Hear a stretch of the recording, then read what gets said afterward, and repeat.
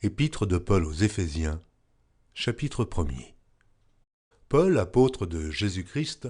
par la volonté de Dieu, aux saints qui sont à Éphèse et aux fidèles en Jésus-Christ,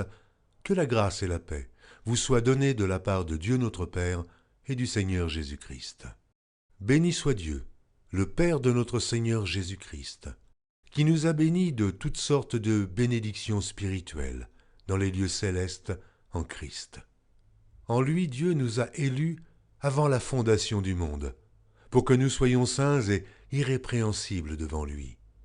nous ayant prédestinés dans son amour à être ses enfants d'adoption par Jésus-Christ, selon le bon plaisir de sa volonté, à la louange de la gloire de sa grâce qu'il nous a accordée en son bien-aimé. En lui nous avons la rédemption par son sang, la rémission des péchés selon la richesse de sa grâce, que Dieu a répandue abondamment sur nous par toute espèce de sagesse et d'intelligence, nous faisant connaître le mystère de sa volonté, selon le bienveillant dessein qu'il avait formé en lui-même, pour le mettre à exécution lorsque les temps seraient accomplis, de réunir toutes choses en Christ, celles qui sont dans les cieux et celles qui sont sur la terre. En lui nous sommes aussi devenus héritiers, ayant été prédestinés suivant la résolution de celui qui opère toutes choses d'après le conseil de sa volonté, afin que nous servions à la louange de sa gloire, nous qui d'avance avons espéré en Christ.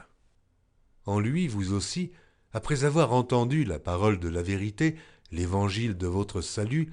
en lui vous avez cru, et vous avez été scellés du Saint-Esprit qui avait été promis, lequel est un gage de notre héritage, pour la rédemption de ceux que Dieu s'est acquis à la louange de sa gloire.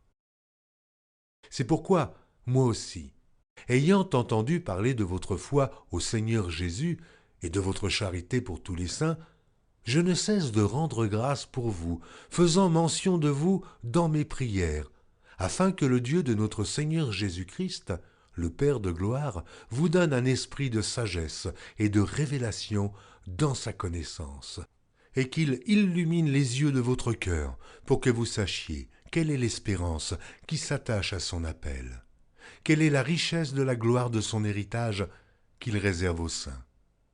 et quelle est envers nous qui croyons l'infinie grandeur de sa puissance, se manifestant avec efficacité par la vertu de sa force.